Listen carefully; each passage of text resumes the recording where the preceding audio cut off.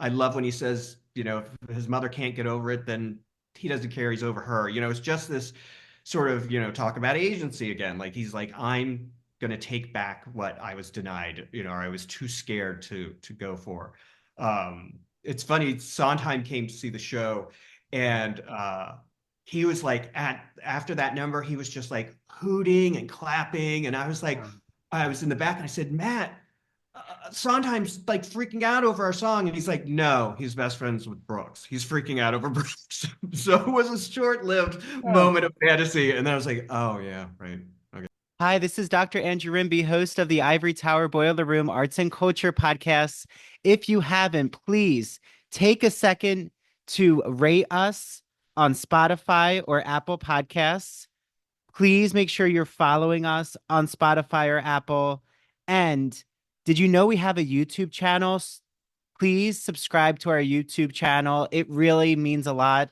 You can actually see a lot of our video episodes on YouTube. And if you don't want to listen to any ads that are going to happen throughout the episode, even though I love all of our sponsors, of course, you can listen to our ad-free episodes on Patreon.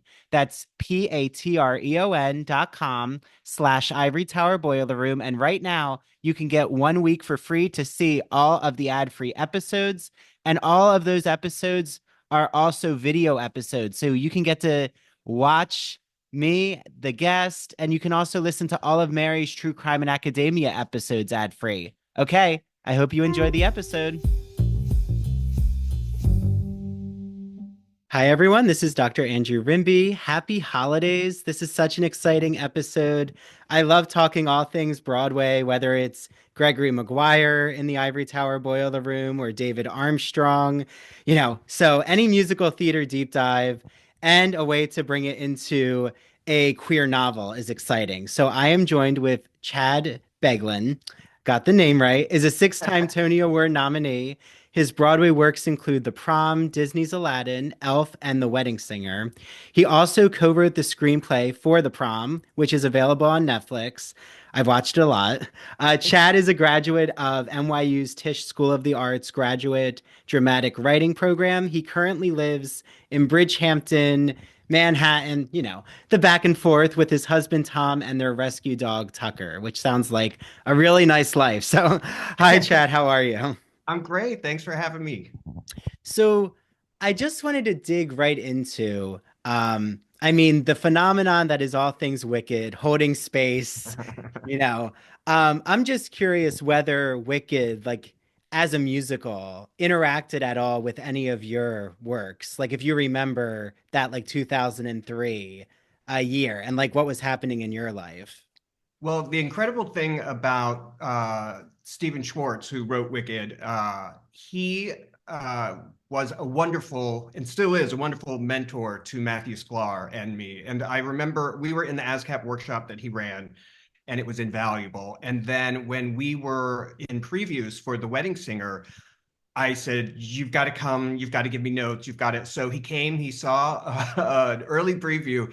And then the next day we met for lunch, and I walked in, I sat down at the table, and I was like, help me, help me. He's like, all right, let's take a few breaths here. Let's have some small talk, and then we'll get into the notes for the show. So I'm thrilled that not only Stephen is having such great success because he is a mentor to so many people, so many writers, and I'm also thrilled that it's a show with very sort of important messages for us, especially now about acceptance and. I'm thrilled. And I took my husband to see it, and my husband hates going to the movie theater because he feels trapped if he doesn't like it. And I said, well, I'm going without you, either way. And when it was over, he turned to me, he's like, now I have to wait for part two. So you'd even, converted a, person that hates going to the movie theater, so just so thrilled about all of it. Yeah, and do you feel like Stephen Schwartz, like something I always talk to people about is I'm a fan of Pippin so much, and Pippin has such a dark political undertone. So like it kind of makes sense that Stephen Schwartz has always been dealing with Hunchback of Notre Dame. Wait, did he do Hunchback of Notre Dame? Yeah, he did the Oh, lyrics. okay. I always get nervous when I bring up a Disney. I always think it's Alan Menken. Right. No, it was But Alan and Stephen together. okay. And then he also did Godspell. So like it is interesting because it makes sense that Wicked has that like the illusion of the person who thinks that they're helping others and like no one has seen the wizard and it just becomes this whole like sheep in wolf's clothing type of narrative. So yeah, I feel like Stephen has always been kind of doing that, but maybe people didn't always associate Wicked when it was on Broadway with that layer of the politics. Yeah, I think, Stephen is such a deep artist and writer and composer. I think you couldn't put a gun to his head and he couldn't write something frivolous if he tried. I think he is so feels so deeply, and that's what makes his musical so special. Yeah, well, one of my favorite musicals is actually The Wedding Singer. And I remember it was touring and it somehow ended up in Harrah's in the Oh late yeah. Oh yeah. 2000s. Okay, you remember. Oh yeah. I So, was there. oh, you were? Okay, so I Oh grew yeah. up in South Jersey. So I saw it was like that had played Hairspray. I wish they brought back the musicals in Atlantic City, but that's my own Yeah. soapbox. There was a time when they actually premiered musicals in Atlantic City. Yeah, Um, absolutely. yeah, so we'll see.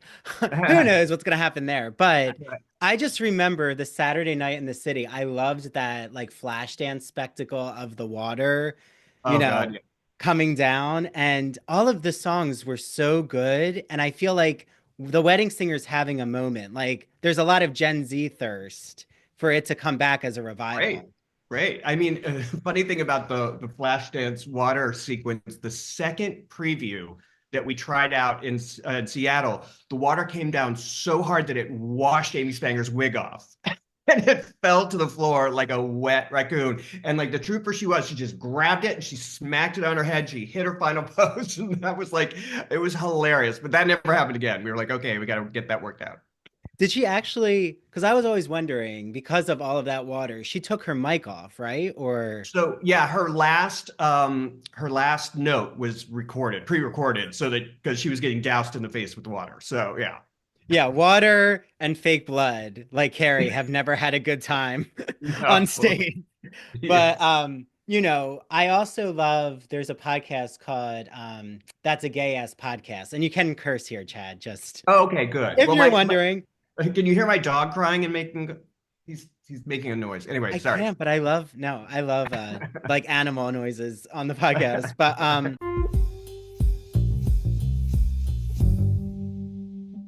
as an English professor, I would have no idea where to begin with books to assign to my students. So I absolutely love Broadview Press, who is celebrating their 40th anniversary.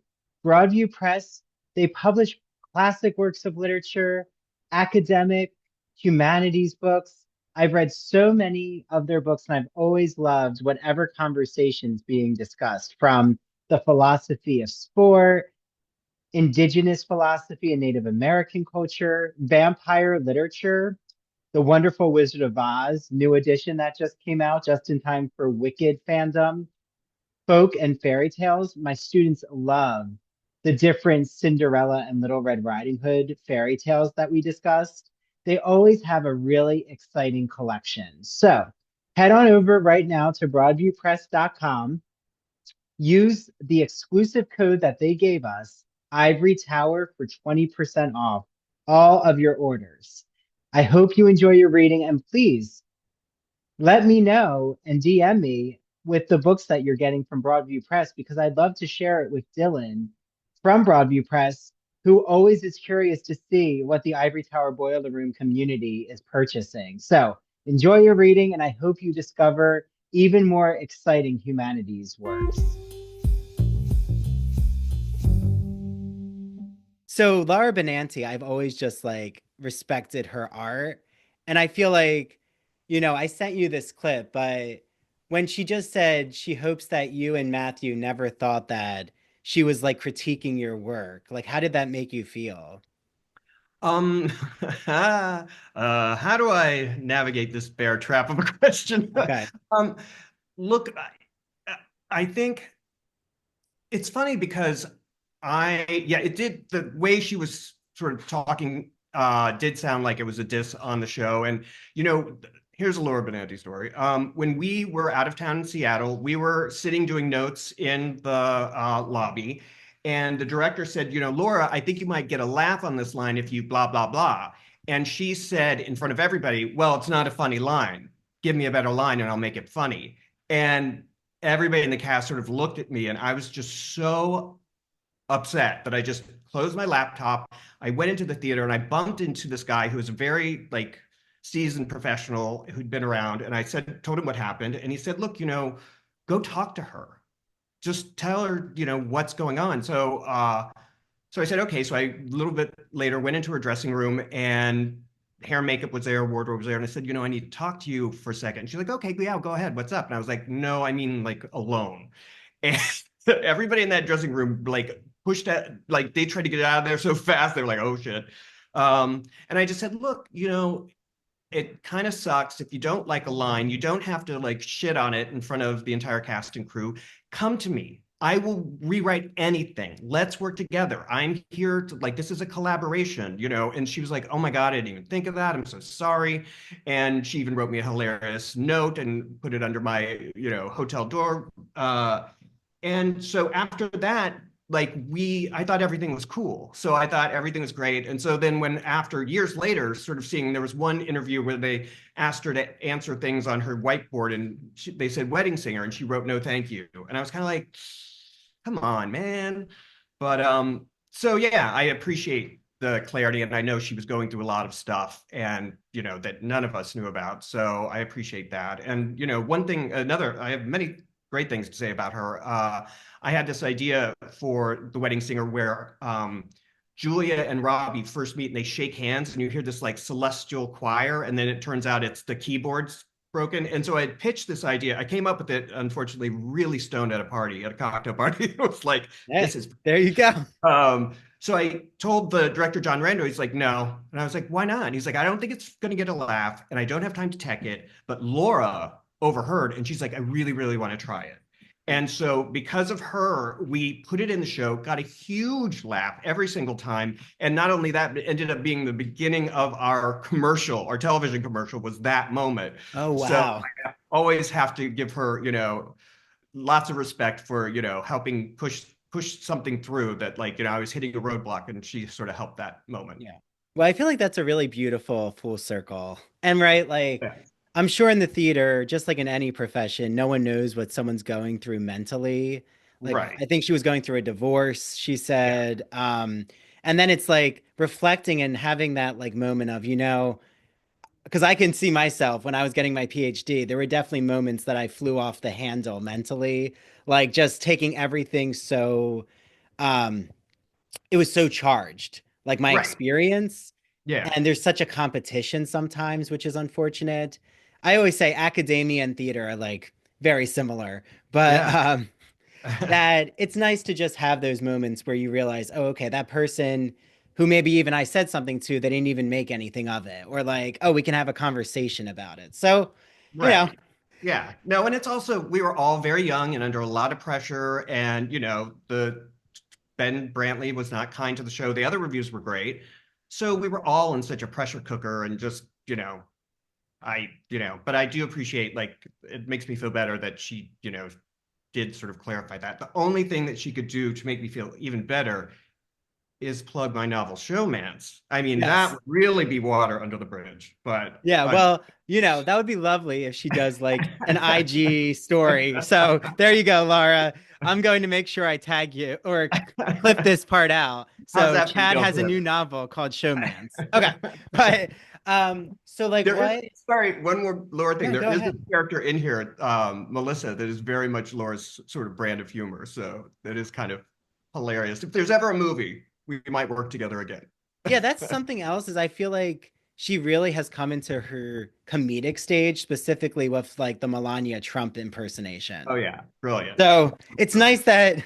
that like I guess she distanced herself from the ingenue, which I could see as a hard, you know, trope, like to Absolutely, yeah. sometimes distance from. But did you know like how powerful it was to be doing like one of the first movie musical shows ever on Broadway? Well, it's funny. Hairspray had just happened and was a big hit. And um, Ben Brantley, in his review, sort of came after us saying, I'm paraphrasing, that, movie musicals are going to be harder to avoid than global warming. So, like, we were the next sort of big movie musical to come out. And it was basically him saying, oh, boo, I don't like this. So we sort of got, I feel like we got an unfair shake, but, them's the rules. That's how it goes. The critic gets the last say. So Well, right. And the critic is actually a good place to like transition, which I've had Jesse Green on. So I don't know. I didn't look up if Jesse Green has said anything of your yeah, musicals. Jesse has been very kind, and Oh, good. yes, no, it's Okay. He's the kind critic. That's good. I'm not always, Well, but he's been no, no. kind to us. So Well, you've never done a jukebox musical. no, That's oh, not that's yet. his if you listen to my episode with him, Chad, he like the way Yeah, Ben didn't like movie musicals, right. he does not like jukebox musicals. Yeah, yeah. Good to know. But the way that like the prom, I've always loved, I saw it on Broadway. And I love like that opening of just that meta nature, the show within the show. I think Bob Martin, right, was part of your Yes, collaborative team. Okay, so I saw yes. Drowsy Chaperone too on Broadway, as like a child. I think Bob Saget was. That's like a child. Way Well, to make us feel old. I'm sorry, I'm sorry. Like as No, a it was a baby double. in a It, bassinet when I was I wasn't a a child. I was a hundred freshman in high school, I a think. But hundred years old. so I asked Bob once in the middle of a prom rehearsal. I said, "The kids in the ensemble are so young. What do they look like? Babies. What do you think they look like when they look at us?" And he's like, "Have you ever seen those body exhibits where they don't have skin and they're just withered?" I was like, "That's exactly what they see." well, you look young, Chad. I don't know. Oh, Whatever. it's Your face regimen is it, spectacular. yes, Um, lighting. but like what I love is that just nature of how they realize that, the actors are actually realizing and coming to terms with like just being so upset with being scorched by the critics, thinking, okay, we're gonna like be the activists, we're gonna go to the small town America, and we're gonna change their lives. We're gonna, just make this a huge PR spectacle. And it's like very similar to Showman. So with like Yeah. just the way that the critic can really impact someone's mental psyche and make them, I guess, go from the metropolitan area to the small town like Well, Midwest. it's funny. They're obviously connected, but the reason they're so connected is before we even started the prom, I wrote the first few chapters of Showmance. And then I thought, like, wow, this is a marathon. I don't know if I can do it. You write five good jokes in a musical, you've done your first scene. You write five good jokes in a book, you're still on the first page. So I sort of questioned whether I could finish it. So I put it away. And then we were doing the prom, and the prom had a totally different opening number. It wasn't Changing Lives. We did a workshop, and it was this song where you saw each of the actors in a really horrible, horrible musical. So, Dee Dee Allen was in Goonies, the musical. Barry was in Forrest Gump, the musical. Trent was in Long Day's Journey into Night, the musical. And they would do little like bits of their show, and then they would do these inner monologues where they sang about hating their lives, and everybody was confused. Everybody's like, I don't know what's going on here. And so I said, you guys, I wrote this book that I'll probably never finish, but in it the guy's show opens and closes on opening night. And they're like, that's it, that's what we're doing. So then, flash forward, when I was writing the book, I was like, oh, do I change this because it's too much like prom now? And I was like, I guess it's okay to steal for myself. But yeah, so they're definitely linked by the same inciting incident, which is a show on Broadway going completely up in flames. Well, and if I remember correctly, you're from the Midwest, right? Yeah. Yeah, Okay. so I'm from a small town called Centralia, Illinois, and it's about an hour from St. Louis, Missouri. And I had a community theater just like Noah did growing up, and I was there constantly, and they let me write and direct my own shows there, and they were super wonderful and supportive. And it's one of the reasons I wanted to write the book, to sort of as an homage to those people at the Centralia Cultural Society.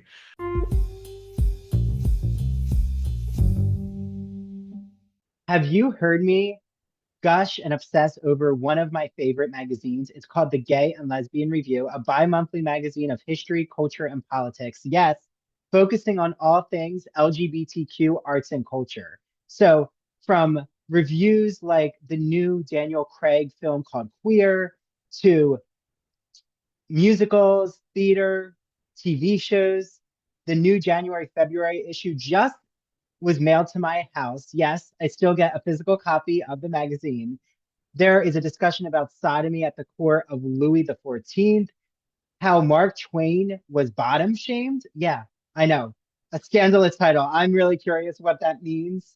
And just so many conversations that will have you doing a Google search to find either the book that's being reviewed, the TV show that's being talked about, the film that's being discussed. I love the gay and lesbian review. And they gave us an exclusive code. So, all you ITBR listeners, make sure that you write down the code ITBR50. Go to glreview.org and you can get either the digital or print subscription for 50% off. Yes, 50% off. Use that code ITBR50. I hope you enjoy your reading.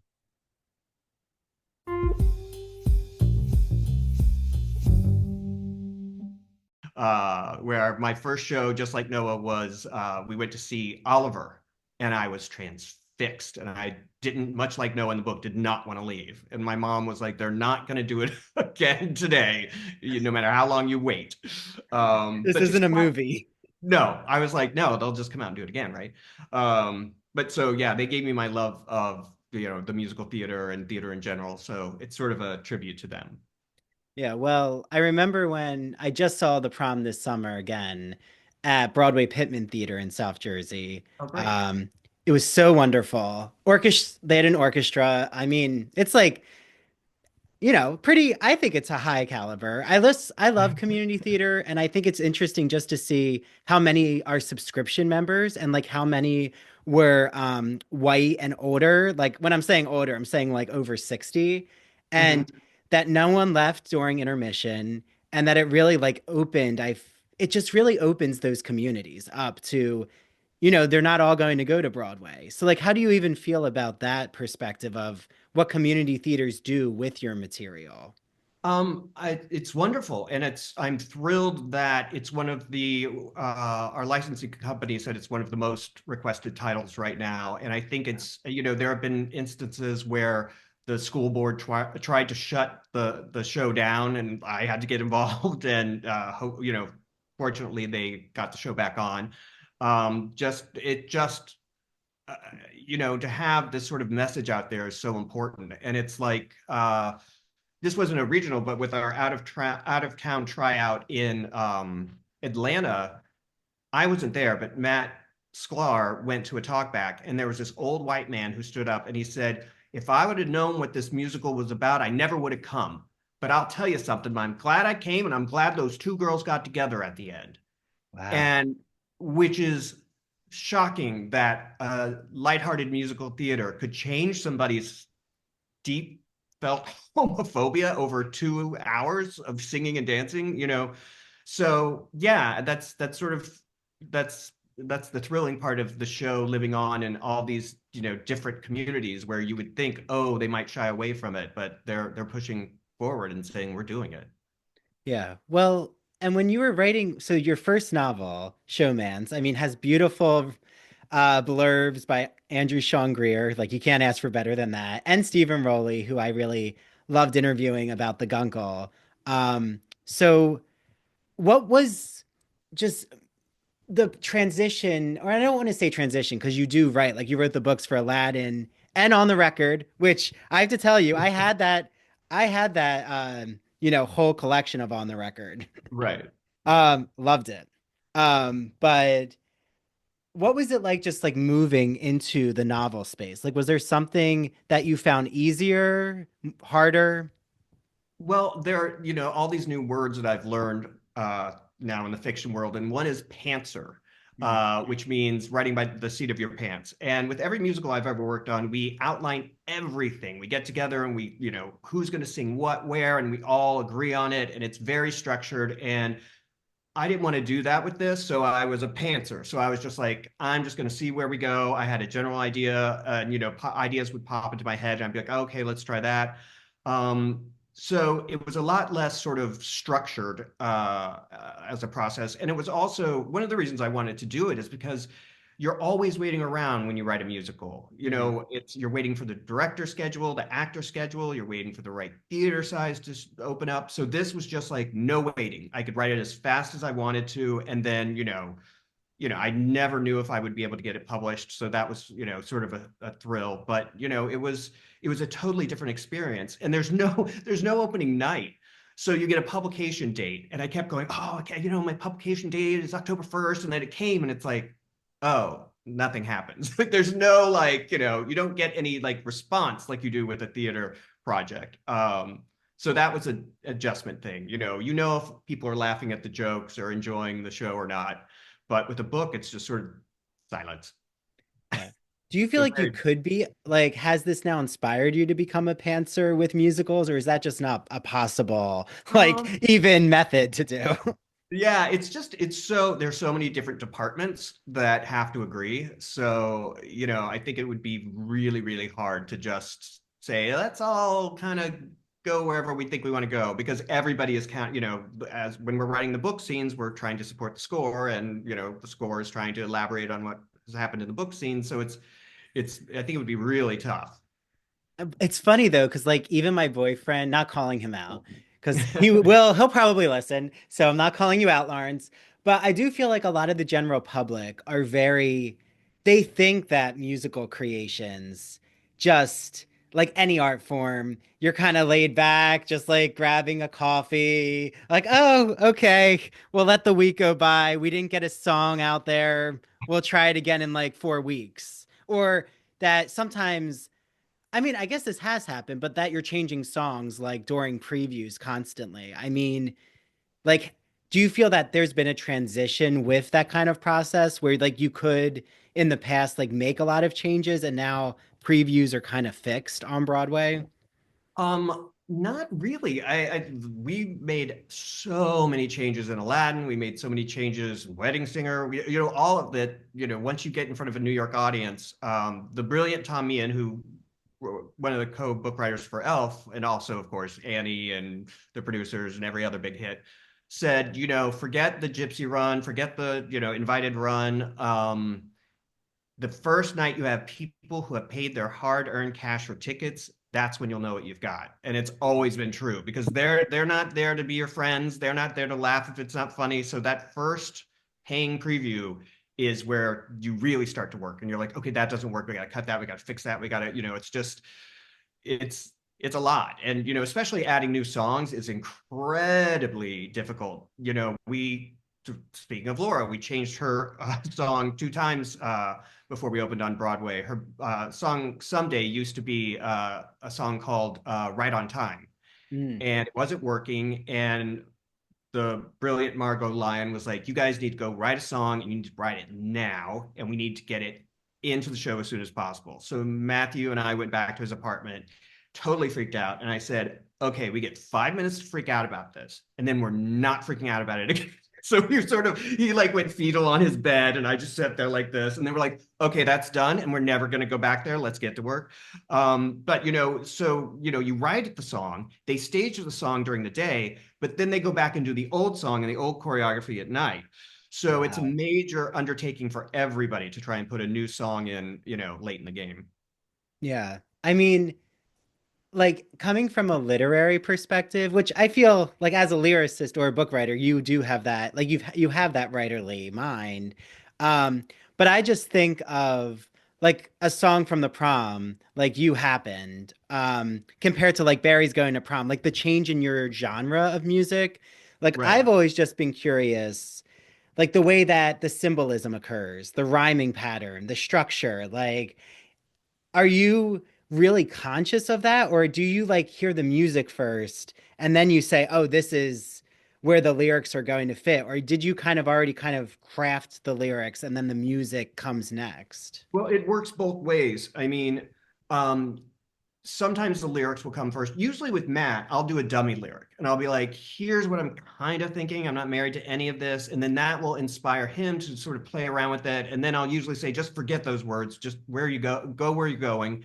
And then I'll retrofit whatever. Sometimes he'll just have a tune and be like, here it is. And sometimes I'll just have a lyric and it'll be like, like for example, Dance with You, my husband was working for an airline. And so we were in Paris. I was just tagging along and we were totally jet lagged and I was about to fall asleep. And it came to me all at once. And I got up and I like typed it up and like emailed it to Matt, and Matt set it to music. And it's exactly like just from that one flash of inspiration, but it, hardly ever works that easily. And with somebody like Alan Menken, when we were working on songs, with Alan, the tune always comes first. And he's, one of the first times I was working with him on the songs, so I'd been working on the book forever. We were writing the song that became A Million Miles Away for, it was an act one sort of love duet. We didn't want to step on Whole New World, obviously, but we had to show that there was some romantic interest. And he wrote this really elaborate tune. And I sat there and I thought, this doesn't feel right, but how do I tell the Alan Menken as I'm sitting in the room filled with all of his awards and I'm, like crap. And so he turned to me, he's like, what do you think? And I was like, and I guess I didn't act well enough. He's like, you hate it. And I was like, no, I just think maybe it's sophisticated they're so young and it's such a sophisticated tune. He's like, okay, let me try this. And then he just, in 5 seconds, wrote the tune for A Million Miles Away, which was beautiful. Wow. And I was just like, oh my God. And usually he would have somebody on his staff drive me back and forth to the train station. He's like, I'm going to drive you today. And I'm like, oh, okay. And we got in the car and he's like, listen, music comes into me like a fountain, like it just comes at me, and like you have to be okay being like structuring it and like putting a boulder here or putting, like you have to like don't be afraid to like step in and be like, well, what if this? Which was really, really wonderful because then I felt like, oh, great, we're on the same play field at least for the show, and so songs happen in all different kinds of ways, I guess. It's my very long answer to your question. No, this was all wonderful. I mean, just to play a little experiment, and this might not even, you might be so surprised with the song that I'm using as to connect into what you do with Showmance, but I just love the opening of Pop. Like, I love every 5 seconds a girl gets engaged according to Cosmo's latest quiz. Like that just repetition. Like if I was when I teach poetry, like I would literally take it stanza by stanza with like, oh, why is every 5 seconds continuously repeated? Like, what's Right. this meaning about their existential existence as women in the 80s with Exactly.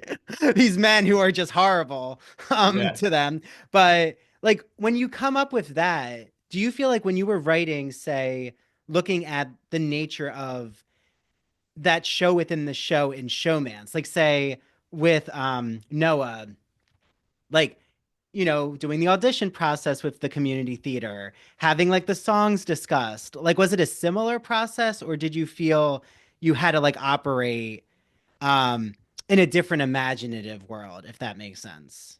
Yeah, I mean, because I wanted to make sure that people that weren't like us, complete theater nerds, could read and understand what was going on. So I wanted to make sure, and my editor helped a lot with that. There would be times when she would say, "I don't know what this is. You have to explain this," which was really helpful. But yeah, it was more about sort of trying to Noah's musical gets killed, and I wanted to show that these sort of people that he writes off as a bunch of hicks are actually really, really smart and have these really great ideas that make his show better.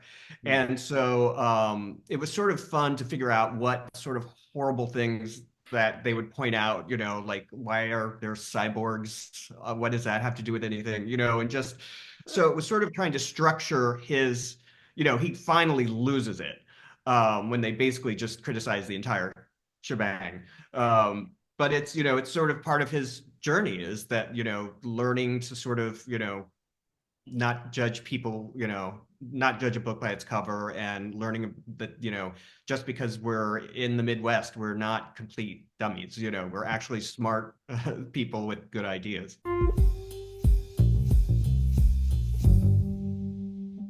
I'm sure you've heard me talk about my friend Christian Garcia's podcast, but if you haven't, you need to look up his podcast, That Old Gay Classic Cinema. It is on YouTube, Apple, Spotify, wherever you get your podcasts.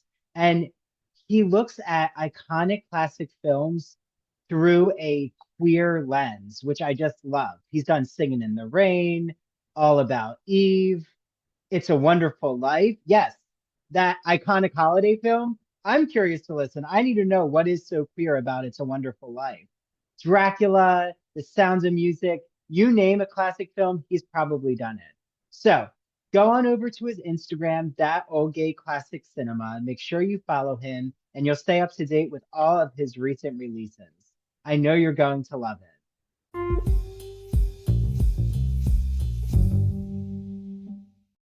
And I love also that you bring in this um like blast from the past of like the bully who now he has to encounter in the form of Luke. And like I'm curious why that was like such an essential part of that kind of reflection. Like what happens when you do go to your hometown and you are face to face with someone who you feel caused so much trauma in your life. And now what do you make out of this connection? Well, it's funny. The idea for that whole situation came, I'm sure I bullied people too, but I was bullied relentlessly. And it was a time when no one was out. You were just, if you felt that you were gay, you just buried it.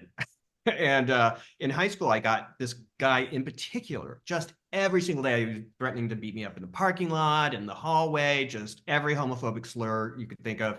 And then a few years, not a few years, but once Facebook started to become a thing, sort of, I got a friend request from him. And I was like, is this guy insane? Like, does he not remember every single day? And then I started thinking, what if I'm the one that got it wrong? What if I'm misremembering this? So I called up some friends and they're like, oh, no, no, he's a tool. Like, no, you were right. But it did get me thinking. And I thought, what if somebody, like two people have a different, recollection of what happened back in the day? And, what if somebody's not completely remembering it crystal clear? And, that sort of seemed interesting to me because I was so surprised that this like childhood bully wanted to like be my friend. I was like, sure, I like, you want to look at my big gay life? Go ahead. Like, but so that was sort of where that came from because I found it so intriguing that maybe somebody got it wrong, remembers the past incorrectly. See, I thought it was going to be that this guy Facebook requests you and then ends up being gay, and it was a whole internalized homophobia. Because like sometimes the lady doth protest too much isn't accurate. Amen, sister. So that wasn't the case though with this No, Facebook. no, See, no. that's sad. That could have been a really interesting Yeah, soap opera. that would have been a documentary. Yeah, yeah. Well, so just even the concept of showmance, like I'm curious with all of your experience. I mean, I got my tickets to see Smash. That's like a musical that I just want to know what's going on because I'm sure there's a lot going on with Mark Shaman's world right now of, you know, the audience is really uh has a lot of demands. And I'm just going in with an open, like, I know it's not going to be the TV show. I'm just ready to see what happens with Marilyn. Um, Right. so like, how has Showmance played a role in your own experience? Like, have you seen the cast or creative team get a little too cozy, or like how Oh, oh yeah. much is HR present in these scenarios? Not at all. No, it's the worst. And you see it happening and you're like, this is going to end badly. Like, and then everybody that's involved in the show has to pick a side. It's like mom and dad got divorced, and it's I've seen it happen several times. You're always like, there are billions of people on this planet. You had to pick the one other person in this show and in this room because they don't always. There's sometimes when they work out, but a lot I've seen a lot of them like blow up, and then it's just like everybody's like, oh, now it's our problem. So I'm not a big fan of showmances. Do you feel like even with Noah's horror, like this sensation that okay, now I have to leave, like go back to my small town, almost like a failure type Mhm. experience?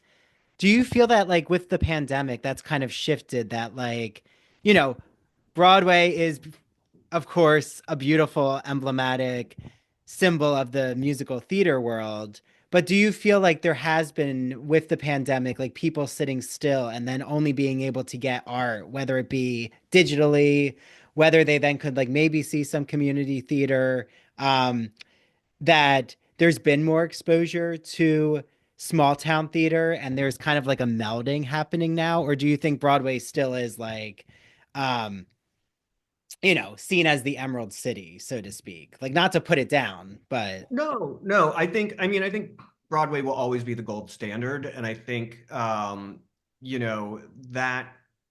doesn't mean that, you know, regionals and community theaters aren't crucial and wonderful places. And I, just saw well, my husband and I, our main residence is in Bridgehampton, and we saw a local junior community theater production of the Prom, and it just blew me away. And I was like, this is so important, and for a lot of people, community theater is their gateway into the arts to begin with.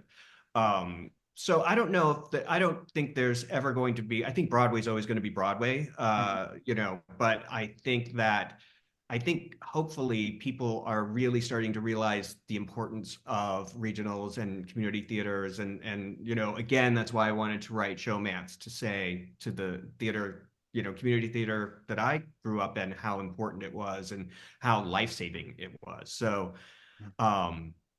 yeah, I'm thrilled that it seems like whenever I did a book tour through the Midwest for Showmance, and every place I went, there was a community theater and they were doing shows. So I found that very, very encouraging.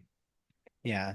And were you like able on the road and like talking about Showmance? Do you feel like you learned a lot from that experience of like decentering yourself away from New York City and like just getting to hear from the theater communities? Like, what kinds of lessons do you encounter? It's funny. I had one really interesting, this is such a strange thing, but I did this event in Indiana with five other authors, and we do this luncheon and we talk about our books, and then you do book signings and people come up and you're signing the book. And this one woman came up to me and she said, I saw the Prom and I don't understand, 'cause we were in Indiana. She's like, I don't understand why you picked Indiana.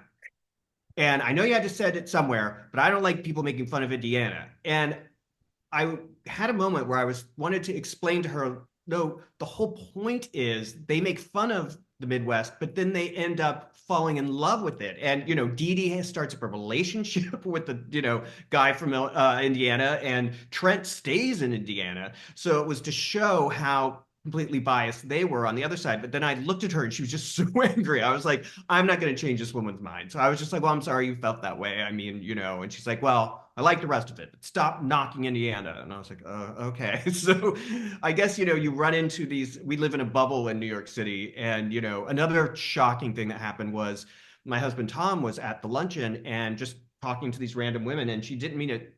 I don't think she meant it how it came out, but she said, what are you doing here? How are you involved? And he said, oh, my husband wrote one of the novels that they're, talking about today. And she said, oh, this is a really conservative place. And I have family members that wouldn't even sit at a table with a gay person.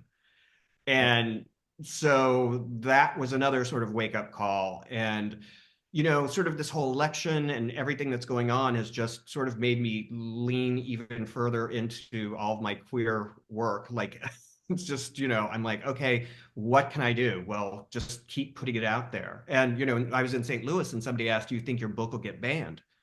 And I was so taken aback. And then I thought, maybe, yeah, I'm sure in some states, like, it's just how to fight that. And the only way I know how, at this point, we did everything we could with the election. We wrote letters, we went to fundraisers, and, but now it's just, well, try to sort of somehow be the light for people, and show the big queer characters every chance you get.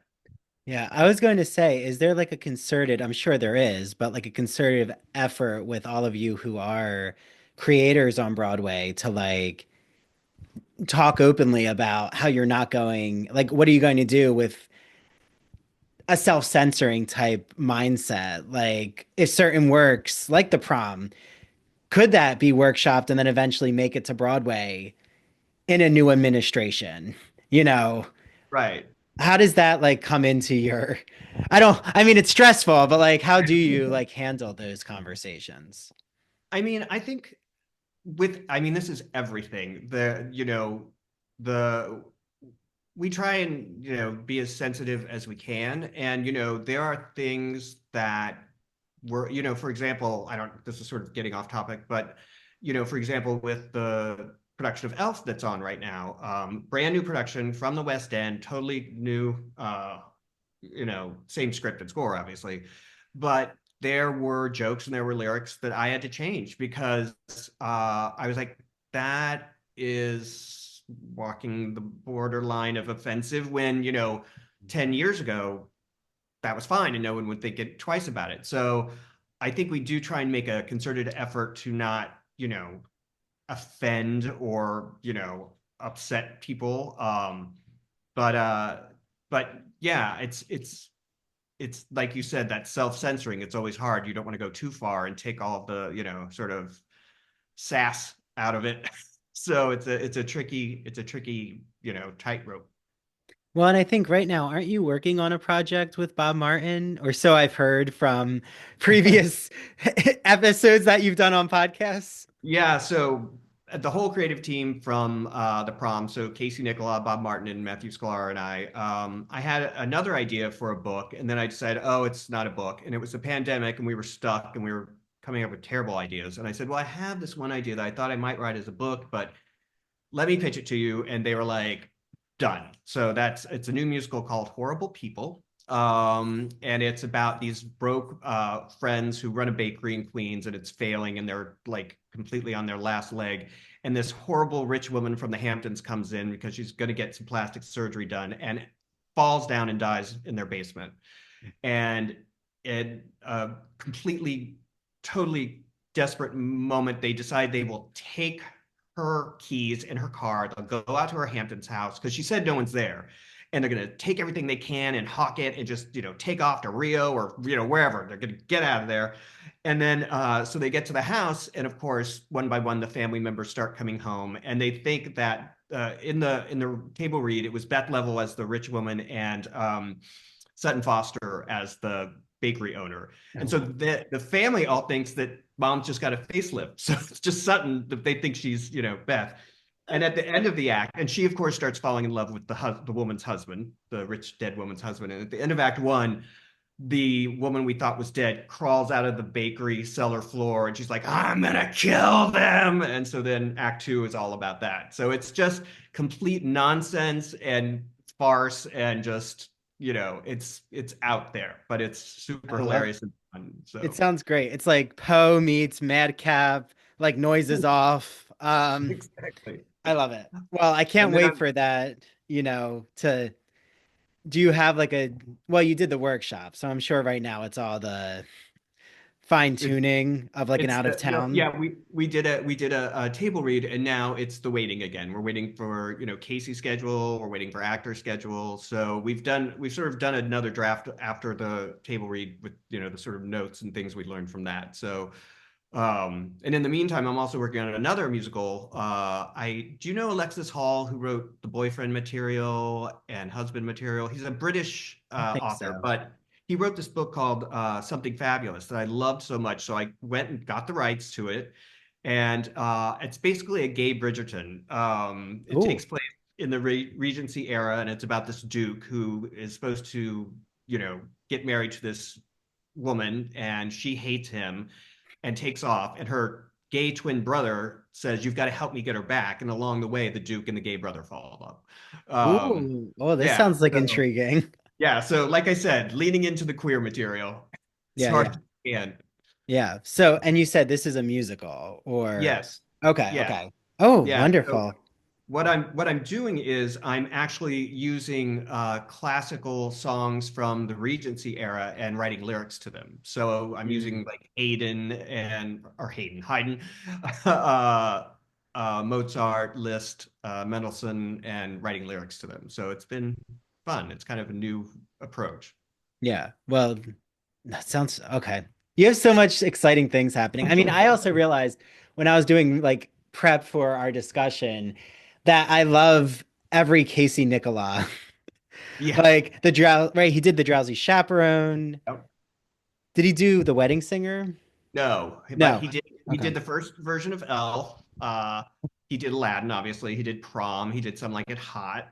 Oh. Um, just he's amazing. And Casey's so smart that when we were doing one of the readings of the Prom, the song Zaz came in Oh. halfway through Act Two. And after everybody left, he's like, I have a big note. I think Act Two starts with Zaz. And we were like, what? And he's like, we're just treading water story wise until we get to Zaz. And we all looked Mm. at each other like, he's right. He's absolutely right. And just so he's brilliant with that kind of stuff. He has an instinct and, he's almost always right. And so it's great to be around, somebody that has that kind of, quick brain that works that way because most of us are, just trudging along. Yeah. Well, I have to say, like, I just remember the recent audience experience, like just that gut punch at the end of Act One of the Prom, that abandonment, and then how Zaz really just brings back inspiration. Like, I remember how much Zaz won over the crowd. So, like, it truly is a great, like, from the bottom of the barrel to now you can, like, go back to a high of, Right. like, agency and her, like, finding her voice. So, Yeah. it worked. It worked. He Casey was right. Nicola. He was right. He's right. But as we end, I just wanted to play a quick game if that's okay with you, Chad. Sure. So, what I was going to do is go through your projects, including, of course, Showmance, and just it could be your favorite like moment, your favorite song if it's a musical, right? And just, go through the Rolodex of Chad Sure. Beguelin. So, Let's why do don't it. we'll end with your novel. Okay. So I'll try to go in the order of what I remember with your catalog. So I think it's Disney's On the Record. Yes. Okay. So what was your favorite song from Disney's On the Record or moment? When we were auditioning that, an unknown actress named Ashley Brown walked in and blew us away. And there's a song that was added to the stage version of Beauty and the Beast called A Change in Me. And when she sang that song, you just levitated. It was just, she's so, and also an elf now. I have to, plug Yeah. her in elf, but she's just like powerhouse. And just every time, the hairs on my neck would stand up. Yeah, and an incredible Mary Poppins. Yes, Uh, absolutely. so okay, then The Wedding Singer. Um, I probably have to say, Come Out of the Dumpster. Mm. That was sort of written late in the game, and we sort of were like, oh, that's the tone of the show. It's that we're being very serious about very silly, stupid things. You found the heart. Yes. Okay. Um, I want to say, is it Aladdin I next? think Elf would be next. Elf. Okay. So how about Elf? Elf, they originally wanted me to write the book, and I was like, I don't get Act Two, so I was like, I don't want to do that. I'll just do lyrics. And then we had a problem with Sparkle Jolly Twinkle Jingly because in the movie, Buddy decorates Macy's by himself, but it's a big Broadway musical. You want a big number, and so we wrote this big number. And Casey was like, "But why is anybody listening to Buddy the Elf? They think he's crazy." And so I was like, oh crap, how do I say this song? And I was like, I said to Tom Meehan and Bob Martin, I said, what if they think the store manager thinks that Buddy works for corporate? So when he's talking about the big guy, he's talking about Santa, but they think he's talking about some guy in corporate. So they're all scared, so they all help him. And they ended up using that and doing it much better job than I'm, putting it in a hilarious way. But it was sort of one of the moments I'm like, oh, thank God, like, save the song, save the moment. So whenever that scene comes, starts to happen, I'm like, oh, I remember like desperately, like, please let this work. Okay. Well, and then Aladdin. Aladdin, I think for me, the big turning point was These Palace Walls. Hmm. We'd been using a really like song that didn't make any sense called Call Me a Princess, where Jasmine was annoying to try and get rid of her suitors, and it wasn't working, and you didn't like her. And So we decided we would write her a real honest song about wanting to escape and feeling trapped. And I remember the first day we were teaching it to Courtney Reed on stage in Toronto, and the guy that plays Babcock, who's not in the scene at all, nothing, comes up to me. I'm sitting in the audience watching, and he said, "Thank you for what you just did for our show." Mm. And I remember thinking, wow, like he's not even a part of this moment, but he just standing there watching her sing that song, going, "Oh, this is how we fix this show. We go to the heart of it. We stop like trying to be funny and jokey all the time." And so that was like a really sort of pivotal moment that every time she sings that song, I think like, wow, like thank God we came up with that and we're not still doing Call Me a Princess. So is that an I One song in your opinion? Absolutely. You know, Oh. she's saying, why can't I leave here? And of course she says, why can I fly? Which of course later she does. But you know, she's trapped and she has these friends who are saying, you've got to get out of here. You've got Mm. to go up, you know. So yeah, it's her I Want song for sure. Yeah. Okay. Well, The Prom is your Uh next. yes. The one that I mean they all sort of get me like but Barry's Going to the Prom is probably, and Brooks performing it to perfection, just, and Casey staging with the stopping and eating from the mini bar in the middle of the dance break, hilarious. And just the joy that Brooks and Casey's staging brought to it, and just you see this person who is just like had this issue for so long, and it's finally going to happen. And I love when he says, you know, if his mother can't get over it, then he doesn't care, he's over her. You know, it's just this sort of, you know, talk about agency again. Like he's like, I'm going to take back what I was denied, you know, or I was too scared to go for. It's funny, Sondheim came to see the show, and he was like, at after that number he was just like hooting and clapping, and I was like, I was in the back and I said, Matt, Sondheim's like freaking out over our song. And he's like, no, he's best friends with Brooks. He's freaking out over Brooks. So it was a short-lived Oh, moment of fantasy. And then I was like, oh yeah, right. Okay. But Well, I just remember because that was during, I'll call him Voldemort. That's just my phrasing, but that right. was during the previous administration of his. And I just remember at the end of the musical how people turned to each other and they were like, we're going to be okay.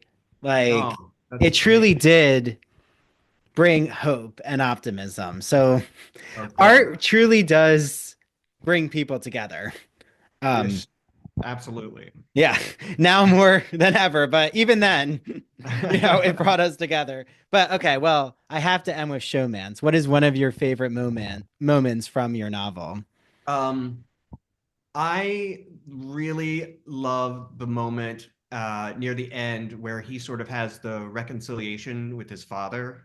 And, you know, there's a whole ongoing thing about his father never says I love you, and he can't say I love you. And he's men of my generation, we just don't. But like the way they sort of find a way to say it without saying it, and it's enough for Noah. And it's, you know, Luke asks him what happened, and he says something like, I'm paraphrasing my own work, but like nothing and everything in between, you know, it just, they somehow come together.